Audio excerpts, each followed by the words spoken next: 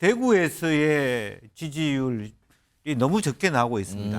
그러니까 차라리 이원욱 의원이 있었던 지역구를 물려받는 거예요. 이원욱 의원이 옆 지역으로 가고 정으로 갔나요? 예, 양양자 의원이 용인으로 가면서 젊은 벨트와 자기도 전자공학 뭐 어떤 컴퓨터 전문가로서의 검공, 반도체 예. 그런 어떤 연결고리를 스토리를 하나 만들어 보겠다라고 하는데 화성에서 과연 당선될 수 있다라고 본인이 생각을 갖다가 할까? 저는 이준석 대표는 지역구 어딜 나가도 되게 어렵다라고 생각을 했을 거고요. 그런데 그럼에도 불구하고 지역구에 나갈 수밖에 없는 것은 비례대표로 2번을 받아도 당선이 될까 말까 거기에 대해서 회의적이기 때문에 그러느니 차라리 내가 지역구 나가가지고 지역구 그 비례대표 한 석이나 두 석이라도 받아야 될 것이 아닌가. 존경하는 동탄 주민 여러분, 그리고 사랑하는 국민 여러분, 개혁신당 대표 이준석입니다. 저는 이번 국회의원 선거에서 이곳 동탄 이신도시가 있는 지역구 경기 화성 을에 출마합니다. 사실 노원구 출마에 대한 아쉬움이 굉장히 큽니다. 대구 출마까지도 막판에까지 고민했던 것은 맞습니다. 화성 동탄 지역에서의 도전이라고 하는 것은 굉장히 어려운 도전입니다. 이 동탄 이신도시에 도전하게 되는 계기는 대한민국의 미래를 바라보는 정치인이 그래도 저 한 명 정도는 있어야 되는 것이 아니겠냐. 지금 여당에 보니까 험지일수록 정치 신인들 영입해가지고 내보내는 식으로 선거를 치르려고 하는 것 같은데요. 그건 비겁한 선택입니다. 만약에 경기 남부 지역에서 진심을 다해 치러볼 생각이 있다면은 여기에 한동훈 위원장 나오십시오. 지금 이준석 대표 관련해서 출마할 지역구가 거론된 게 노원도 있었고요. 대구 쪽에 어디도 있었고요. 세종도 있었어요.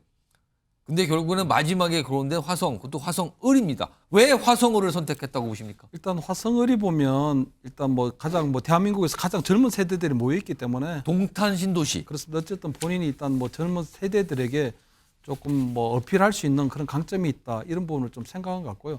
두 번째 이번에 저기가 새로 만들어진 지역구입니다.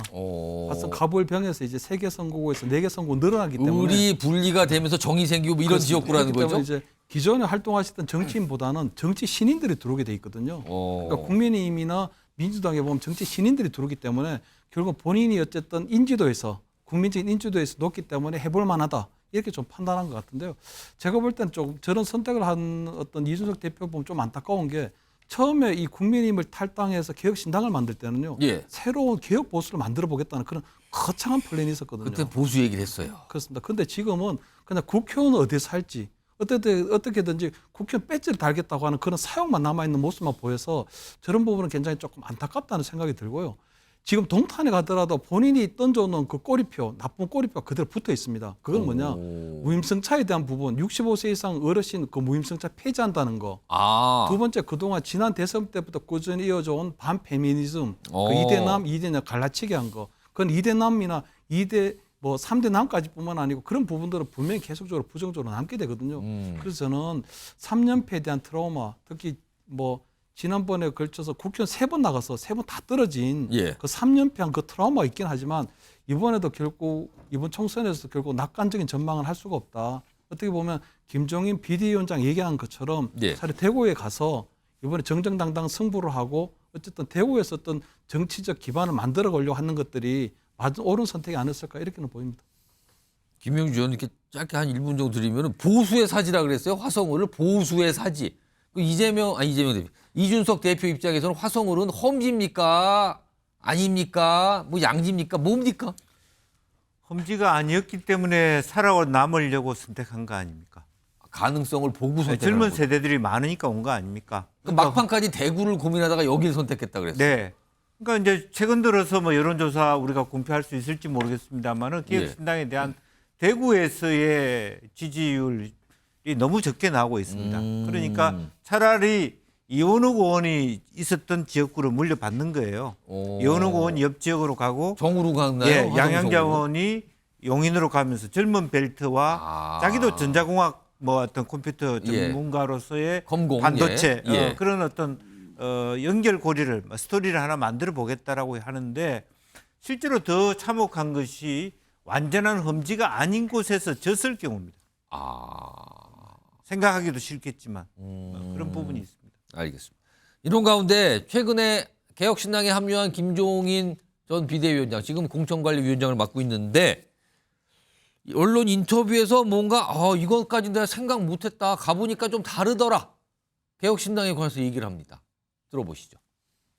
이 개혁신당이 그동안에 이준석 대표를 중심으로 해서 사실은 많은 사람들이 모이는 걸로다가 지금 생각을 해봤는데 막상 와서 보니까 그렇게 인적 자원이 풍부치가 않아요. 아니 원래 개혁신당에 사람이 많은 줄 알았는데 가보니까 그렇게 많지 않더라. 안 모였더라. 이거 뭡니까? 이거 무슨 상을 본 겁니까?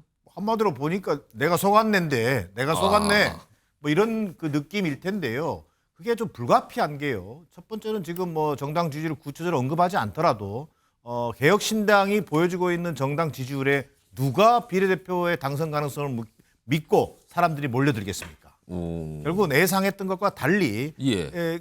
제3지대 신당을 언급하면서 사실은 우리 정당사에 정말 기록으로 남을 만큼 새로운 미래와 합당을 합의했다가 결국은 일주일 만에 당이 깨지는 상황까지 맛보았습니다. 예. 이런 첫 출발부터가 삐걱거렸기 때문에 애초에 계획대로 될 수도 없었고 지금의 정당 지지율로는 좋은 인재들을 받아들일 수 없다라고 하는 현실을 지금 김종인 위원장이 확인한 것이다. 그다음에 더 나아가서 이 3지대가 지금 굉장히 우후죽순처럼 생겨나고 있습니다. 예. 자, 뭐 조국혁신당, 또 소나무당 우리가 언급했습니다만 예. 또 각각 거대 정당들이 만들어내는 위성정당 예. 등등 하면은 이 신당에 있어서 이 개혁신당이 가지고 있는 정체성과 본인 스스로의 어떤 포지션을 지금 정확하게 가져가고 있지 못하기 때문에 예.